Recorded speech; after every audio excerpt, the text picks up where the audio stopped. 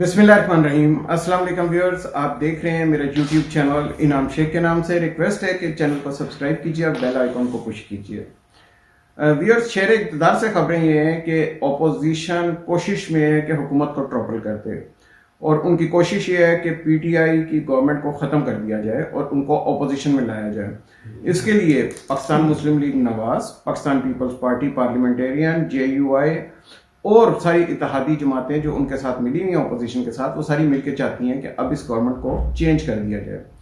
खबरें ये हैं कि खुर्शीद शाह साहब को नॉमिनेट किया जाएगा प्राइम मिनिस्टरशिप के लिए, और फिर कुछ अरसे बाद खुर्शीद शाह साहब अब असेंबलीज को डिसॉल्व कर देंगे और नए इलेक्शन की तरफ चले जाएंगे। जबकि दूसरी तरफ पीटीआई गवर्नमेंट की कोशिश ये है कि पीटीआई गवर्नमेंट चाह रही है कि हम खुद आगे अभी लेके चलें और आखिरी साल के अंदर हम लोग वो डिलीवर कर लें या वो कुछ कर दें कि अवाम हमारे से अगर कुछ थोड़ा बहुत क्या काफ़ी हद तक मुतनफ़िर है तो वो हम वोट हमें मिल जाए। आपने देखा है KPK के जो रिजल्ट्स आए हैं बल्दियाती इंतखाबात के, उसके अंदर आप देखिए कि क्या मामलात हुए हैं। KPK के अंदर बल्दियाती इंतखाबात में जितने भी रिजल्ट्स आए हैं वो सारे के सारे मौलाना फजलुर रहमान साहब की बेनिफिट के लिए आए हैं। वो सारे के सारे मतलब आप देखिए वो एक डिफरेंट चीज़ है। वो वाली सीटें जो पीटीआई की हुआ करती थी वो सारी की सारी सीटें, ज़्यादातर सीटें वो JUI-F ले गई है। तो JUI-F ने इस वक्त उनका बुराल बहुत हाई है मौलाना फजलुर रहमान साहब का और उनकी जमात का।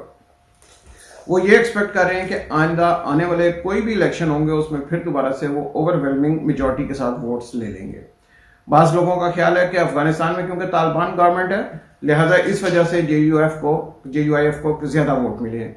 लेकिन हकीकत यह है कि वाकई अगर आप पाकिस्तान के अंदर भी देखें, अगर इस हुकूमत पीटीआई हुकूमत ने उस तरह महंगाई ना की होती और डिलीवर किया होता, वो मामला उस तरह लेकिन उस नैश तक ना जाते, तो आज पीटीआई की गवर्नमेंट को फिर दोबारा से KPK में जिधर उनकी अपनी गवर्नमेंट है ज़्यादा वोट मिल जाने थे। अब क्योंकि उन्होंने मामला आ जाता है डिलीवरेंस का, और जब आप डिलीवर करते हैं तो डिलीवरेंस के अंदर तब ही आपका मामला ठीक होता है। अगर आप डिलीवर नहीं करेंगे तो आपको वोट नहीं मिलेंगे। जब आप डिलीवर ही नहीं कर पाए पिछले 3-3.5 सालों में, अगर मैं बात करूं हेल्थ सेक्टर की, क्या हर एक के पास हेल्थ कार्ड पहुंच चुका है? पीटीआई का नहीं पहुंचा। ID कार्ड ही आपका हेल्थ कार्ड होना चाहिए था, उसी के ऊपर आप जाके फ्री इलाज करवा सकते थे। चलिए, एजुकेशन में कोई बेहतरी आई है? आप खुद मेरे से बेहतर जानते हैं एजुकेशन में कितनी बेहतरी आई है। यकसा तालीमी निज़ाम से क्या हमारे यहाँ साइंसदान पैदा होना शुरू हो जाएंगे? क्या हमारे यहाँ नई इन्वेंशन शुरू हो जाएंगी? ये सारी चीज़ें देखने वाली हैं।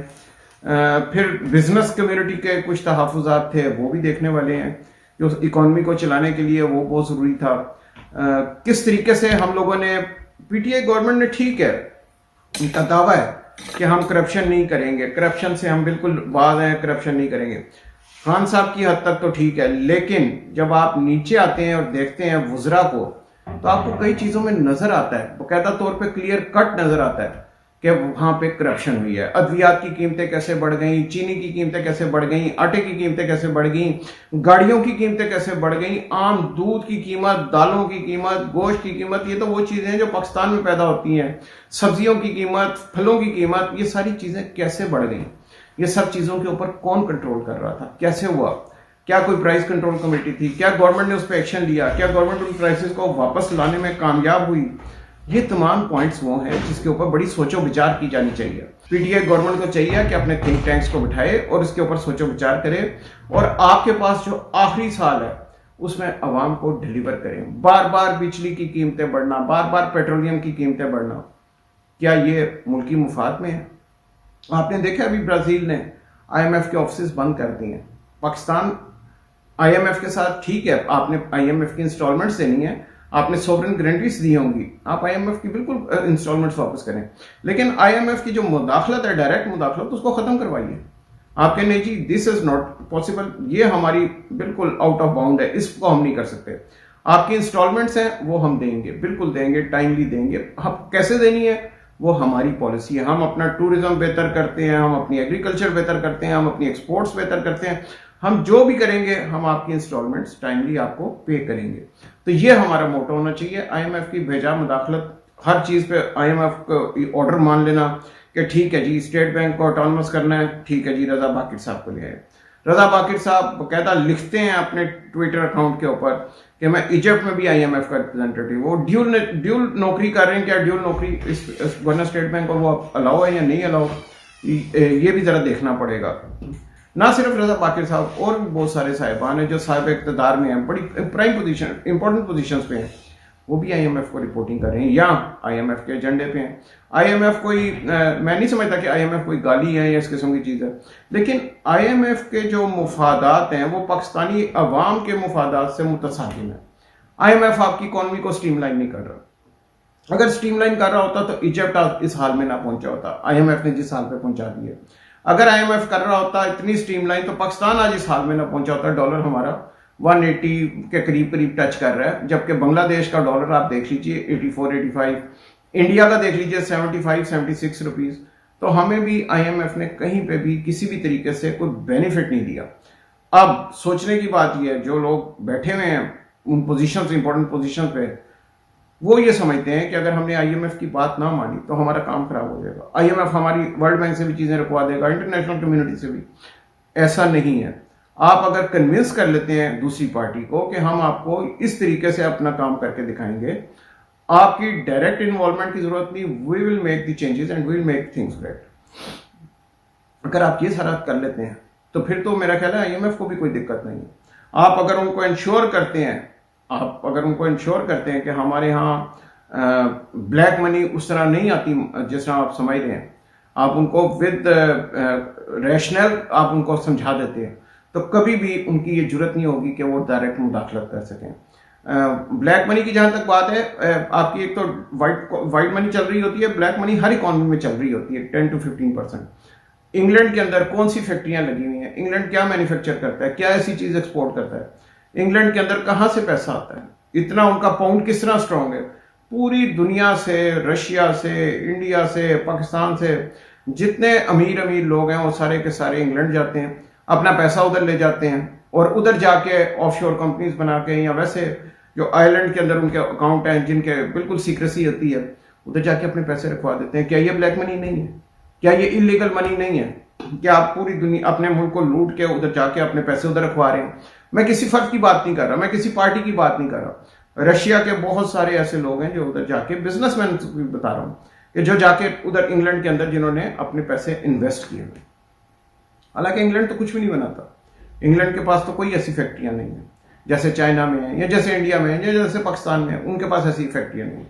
तो ये आपको एक एग्जाम्पल दे रहा हूं। दूसरी एग्जाम्पल आपको देता हूं मैं इंडिया के अंडरवर्ल्ड की। इंडिया का अंडरवर्ल्ड इतना स्ट्रांग है कि इंडिया की बॉलीवुड इंडस्ट्री को वो चलाता है। उधर तो कभी किसी ने, IMF ने नहीं पूछा कि आप लोग क्या कर रहे हैं, कभी उनसे जिक्र तक नहीं किया। अफगानिस्तान में जब तक अशरफ गनी और हामिद करजई की हुकूमत रही है, आप भी जानते हो, मैं भी जानता हूं, अफगानिस्तान में सिर्फ हीरोइन की काश्त के अलावा, पॉप की काश्त के अलावा और काम ही नहीं था, कोई फैक्ट्री नहीं थी। उनको तो कभी नहीं पूछा। उनकी करेंसी उस वक्त पाकिस्तान की करेंसी से बेहतर थी, हमसे बहुत बेहतर थी। जब तक हामिद करजई रहे हैं और जब तक अशरफ गनी रहे हैं, उनकी करेंसी। तो क्या वजह है? क्या ये सारे के सारे monetary organisation like IMF, world bank, ये सारे के सारे अमेरिका के इन्फ्लुएंस में? और अगर अमेरिकन के इन्फ्लुएंस में तो फिर उसी तरह रेट निकलते हैं, और अगर उस तरह निकलते हैं तो फिर उसका हल कुछ ना कुछ होना चाहिए। मतलब this is clear cut example कि आप एक बिल्कुल क्लियर कट आपको नजर आ रहा है कि ये चीजें हो रही हैं और क्यों हो रही हैं, और कोई पूछने वाला नहीं है। और बहुत सारे ममालिक है जिनकी मैं आपको एग्जाम्पल दे सकता हूं कि आपसे उनकी करेंसी बेहतर है, हालांकि वो आपसे बेहतर नहीं है, लेकिन उनकी करेंसी आपसे स्ट्रांग है। तो अब बहुत सारे मेरे देखने वाले ये कहेंगे नहीं जी, करेंसी डिपेंड कर रही होती है इन चीजों पे। जी मैं उनको मानता हूं, बिल्कुल उन पर डिपेंड कर रही होती है, लेकिन पाकिस्तान भी कोई बनाना रिपब्लिक नहीं है। Pakistan is a very strong country. Pakistan की एक्सपोर्ट्स हैं, पाकिस्तान की चाहे वो एक्सपोर्ट्स कम है और इंपोर्ट्स ज्यादा हैं, इस चीज से भी एग्री करते हैं, लेकिन उसके बावजूद हम बहुत सारी कंट्री से बेहतर हैं। हमारे रुपये की यह हालत नहीं होनी चाहिए थी जो अब हो चुकी है। 180 रुपीज, मतलब मेरा नहीं ख्याल कि यह हमारे रुपये की एक्चुअल वैल्यू है। हमारी वैल्यू अगर बांग्लादेश की 84 हो सकती है तो हमारी भी कहीं 70, 80, 90, 100 तक होनी चाहिए थी, इससे ज्यादा नहीं होनी चाहिए थी। वापस आते हैं कि IMF ने हमारे लिए क्या किया। IMF ने क्या बिजली के नर्क बढ़ा के हमारे लिए बेहतरी की? क्या वो जो पुराने कॉन्ट्रैक्ट हुए हुए थे प्राइवेट बिजली प्रोड्यूसर के साथ, इंटरनल पावर प्लांट के साथ, कि क्या आप बिजली प्रोड्यूस करेंगे आप बिजली प्रोड्यूस करें या ना करें, आपको हम इतनी हर माह अदायगी कर देंगे। क्या वो कॉन्ट्रैक्ट आगे जारी रहने चाहिए थे? उनकी सॉवरेन गारंटीज किसने की हुई थी? ये सारे मामला अवाम के सामने डिस्क्लोज करें ताकि अवाम को पता चले कि इतनी महंगी बिजली उनको किस तरह मिल रही है। इतनी महंगी बिजली तो यूरोप में नहीं है। गैस पूरी की पूरी हमारे यहाँ नहीं आ रही, रशिया से गैस निकलती है, रशिया से गैस पूरे यूरोप को दी जाती है। यूरोप में इतनी ठंड पड़ती है लेकिन उधर गैस एक सेकंड के लिए भी बंद नहीं की जाती। हर वक्त आपको मालूम है यूरोप के अंदर तकरीबन 8-9 माह सर्दी रहती है, लेकिन यूरोप के अंदर गैस की कभी दिक्कत नहीं आई। रशिया उनको गैस प्रोवाइड करता है, उनको गैस मिलती रहती है। हमारे यहाँ थोड़ा सा सीजन आता है सर्दी का, गैस गायब हो जाती है। तो हमें भी चाहिए कि हम रशिया से गैस ले लें। अगर इंग्लैंड के अंदर, इंग्लैंड जैसे महंगे मुल्क के अंदर गैस इतनी सस्ती मिलती है, रशिया से उनको मंगवाते हैं, तो पाकिस्तान के अंदर, पाकिस्तान तो रशिया के बिल्कुल साथ है, हम तो ईरान के साथ हैं, हमें तो बिल्कुल आराम से गैस मिल जानी चाहिए, हमें तो पेट्रोलियम प्रोडक्ट आराम से मिल जानी चाहिए। लेकिन क्या हम उसकी तरफ जा रहे हैं? क्या हम वो सारी चीजें देख रहे हैं? और क्या हमारा मकसद सिर्फ इक़्तिदार हासिल करना है? क्या हमारे जितने भी रिस्पेक्टेड पॉलिटिशियंस हैं इक़्तिदार के बगैर ये सारे काम नहीं कर सकते?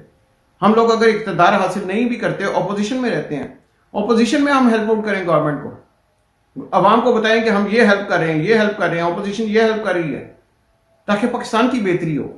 क्या हम वाकई पाकिस्तान की बेहतरी चाहते हैं? पाकिस्तान है तो हम हैं, वरना आप इंडिया में मुसलमानों का हाल देख लीजिए क्या हो रहा है।